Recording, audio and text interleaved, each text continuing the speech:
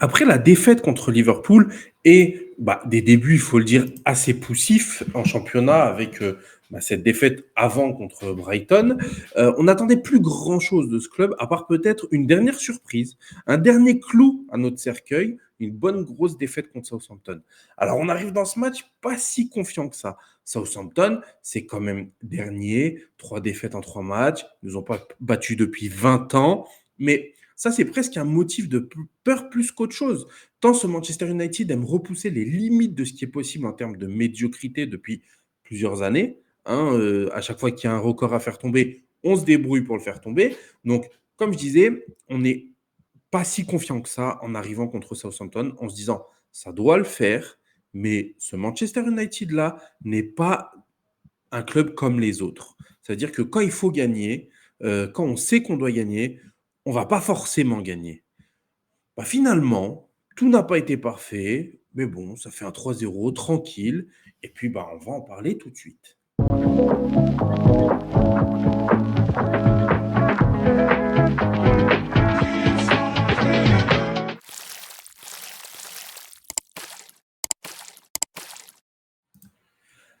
Alors, Rico nous a concocté un petit 11 pas bien différent du match contre Liverpool, évidemment. Onana au cage, Mazraoui à droite, Dalot à gauche, la charnière centrale, Martinez, De Ligt. Et c'est là où on change un petit truc, c'est que Casemiro n'était pas titulaire et c'est Eriksen qui a pris sa place. Mainou était à ses côtés, évidemment, c'est du classique. Pour tout le reste, on a déjà vu. Du coup, Rico n'a fait qu'un seul changement, c'est Eriksen à la place de Casemiro. Et on était quand même assez curieux de voir ce que ça allait donner. Pourtant, les profils n'ont rien à voir, puisque Casemiro, s'il est censé être remplacé, c'est par Ugarte, à la limite par Collier, qui je crois n'était même pas sur la feuille de match, mais pas par Mainou, c'est pas le même c'est pas le même profil.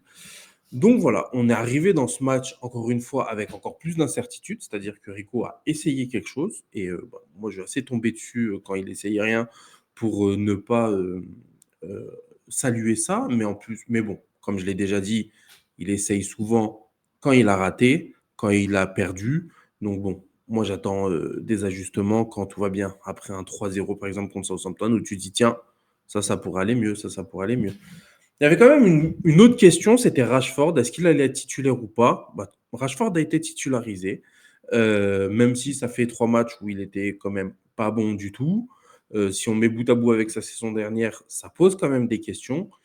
Mais non, Rashford est resté sur le terrain, enfin, est resté titularisé. Et puis, ma foi, on a pu commencer le match tranquillement.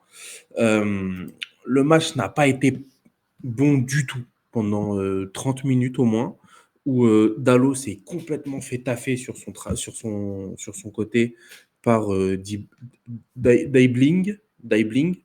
Voilà, au milieu de terrain, on n'a pas montré grand-chose. Les attaquants n'ont pas fait grand-chose, à part Ahmad qui essayait de remonter le terrain. Mais bon, on a quand même eu une première partie de match, pas la mi-temps, mais une première partie de match assez pauvre du côté de Manchester United, où, on le rappelle, c'est Southampton, et on n'a pas été capable de montrer quoi que ce soit. Jusqu'au moment fatidique, Dalot se fait encore une fois malaxer sur son côté par Tyler Daibling, encore lui, petit jeune de 18 ans, qui m'a beaucoup plu. Et puis, il est poussé à la faute, et du coup, penalty que Onana va miraculeusement sauver. Merci beaucoup André. Il nous permet de rester en vie dans ce match. C'est la 32e minute. On se dit que nos peurs étaient fondées, que le match commence mal, que ça va être compliqué, mais en même temps, que rater un penalty, c'est rarement anodin. 2 minutes plus tard, c'est De Ligt sur une passe de Bruno Fernandes qui va mettre sa tête et qui va marquer le but du 1-0 pour Manchester United. Par la suite, ils n'existeront plus vraiment. Rashford va marquer 5 minutes plus tard et puis Garnacho va finir à la 96e. Donc voilà, victoire, si on veut, tranquille, mais en même temps, on a quand même eu du mal pendant 30 minutes. Et c'est le point, c'est que je ne sais pas s'il faut être content ou pas. Alors, s'il faut toujours être content d'une victoire 3-0, évidemment. Mais ça ne nous en dit pas plus sur le niveau de cette équipe, puisqu'on a quand même battu Southampton, qui n'était pas fou. On n'a pas été capable de les manger pendant tout le match, puisqu'on a fait 30 minutes très mauvaises et très inquiétantes. En même temps, c'est le genre de victoire qui peuvent nous lancer. Donc, cette victoire nous dit juste qu'on est capable de faire quelque chose, mais elle ne nous dit pas forcément encore quel est notre niveau. Et il va falloir attendre le prochain match pour savoir où on en est. Donc, alors, le prochain match, c'est Barnsley, mais je parle plutôt du match d'après où ce sera Crystal Palace, qui est quand même une autre opposition, pas la plus grosse opposition de Première Ligue, mais ça reste quand même un peu plus élevé que Southampton, tant Southampton n'a rien montré en ce début de saison. Donc voilà, si on veut avoir plus d'infos, il va falloir attendre quand même la suite de la saison, puisque on est en dents de scie. Contre Fulham, on gagne, il y a certaines choses, mais c'est pas fou. Contre Brighton, on perd, c'est pas catastrophique parce qu'on a montré certaines choses. Tu vois, il y a toujours ce petit truc de on ne sait pas vraiment sur quel pied danser. Contre Liverpool, on est nul, mais bon, c'est Liverpool. Contre Southampton, on est bon, mais bon, c'est Southampton. Enfin, voilà. Donc, je ne sais pas si toute la saison va être comme ça, parce que c'est ce qui s'est passé la saison dernière. On ne savait pas vraiment où on en était toute la saison. On attendait le déclic. Mais en tout cas, on ne va pas bouder notre plaisir d'avoir gagné, d'en avoir mis 3, de ne pas avoir pris de but non plus. Tout ça, c'est super positif.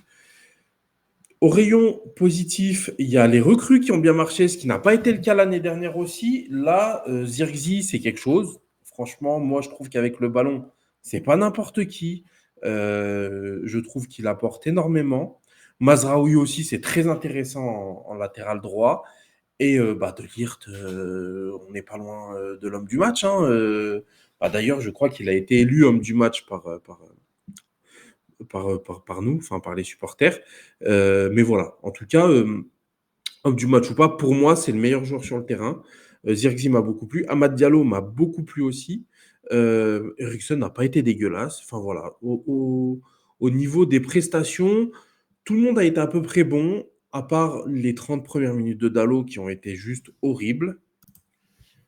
Et pour le coach, je ne suis pas sûr que son approche ait été la bonne, étant donné le début de match, étant donné qu'on s'est fait quand même bien manger au milieu de terrain. Voilà, je trouve que c'est pas un match où on peut tirer énormément d'enseignements. J'espère qu'on en tirera juste ce qu'il y a à en tirer, c'est-à-dire de la confiance, parce que c'est aussi une équipe qui marche avec de la confiance. Et en parlant de confiance, il y a un joueur qui a récupéré un peu de confiance, puisqu'il a fait un très beau match une fois qu'il a marqué son but, parce qu'avant, c'était tout aussi nul. C'est Rashford. Il a mis son but, et puis derrière, d'ailleurs, un très joli but, un but très intelligent. Il va chercher pile l'angle qu'il faut pour mettre le but. Enfin, franchement, ça fait plaisir de le voir comme ça. Je trouve quand même que sa saison annonce moins une saison catastrophique que la saison dernière. Parce que je l'ai dit en pré-saison, je ne l'ai pas trouvé immonde. Contre Fulham, je ne l'ai pas trouvé nul non plus. Liverpool, Brighton, il n'y a rien à dire, il a été catastrophique. Donc voilà, j'espère que si quelqu'un capitalisera là-dessus, c'est lui, puisque offensivement, tout le monde a l'air d'être au point. Zirkzee est bon, Amad Diallo est incroyable, Garnacho rentre et marque. Donc, il manque plus que lui. Voilà, donc je suis assez curieux. Ugarte est rentré, c'est cool, ça fait plaisir de le voir. J'espère qu'il va jouer. En plus, là, on va jouer contre Barnsley, donc lui donner 45 minutes contre une équipe de division inférieure, excusez-moi, ce serait pas scandaleux non plus. Donc voilà, moi je suis assez pour le faire débuter contre Barnsley, faire sortir à la mi-temps si vous voulez, et puis après contre Crystal Palace, voir ce que ça donne. S'il a été bon contre Barnsley, s'il a été dans le rythme, etc., pourquoi pas. Toujours est-il que Manchester United semble faire la bonne opération du week-end, ça on en parlera demain, mais vu les résultats du jour de Liverpool, de City, de Brighton, c'est sympa. Franchement, ça fait bien plaisir d'être l'équipe qui fait la bonne opération du week-end. Bien évidemment, demain, il reste Tottenham et Arsenal et Newcastle à jouer. Donc, on verra qui fait la vraie bonne opération, puisque nous, on est juste en train de rattraper nos conneries. Et encore, c'est pas en gagnant contre Southampton qu'on rattrape les points qu'on a perdus contre Brighton. Donc voilà, je suis quand même assez content, même si j'ai beaucoup de réserves quant à la qualité de l'opposition, qui fait que je me demande quand même où ça nous emmène. Mais je suis quand même heureux. J'espère que vous allez liker, commenter, partager cette vidéo et puis vous abonner à la chaîne aussi. Vous avez vu au tout début, j'ai mis le visuel de, enfin quand il y avait le truc, quand il y avait la compo, quand je vous ai mis la compo, dans le visuel, vous aviez tous nos petits réseaux en dessous. Là, si vous avez la flemme d'aller chercher dans la description, vous ouvrez les yeux et vous voyez. Voilà. Demain soir, dimanche, je serai sur Twitch pour continuer la carrière Football Manager qui est bien lancée, où le jeu a décidé de nous faire perdre, hein, clairement, étant donné que je suis en train de perdre tous mes défenseurs. Mais bon, voilà, ceux que ça intéresse, eh ben, n'hésitez pas à venir sur Twitch demain soir. Je ne sais pas si c'est à 21h ou pas que je lancerai, mais ce sera soit 21h, soit 23h, dans tous les cas. Lundi, le débrief de cette journée de PL dans son ensemble. On parlera pas forcément beaucoup de Manchester United, puisque je vous fais une vidéo de 10 minutes dessus. Mais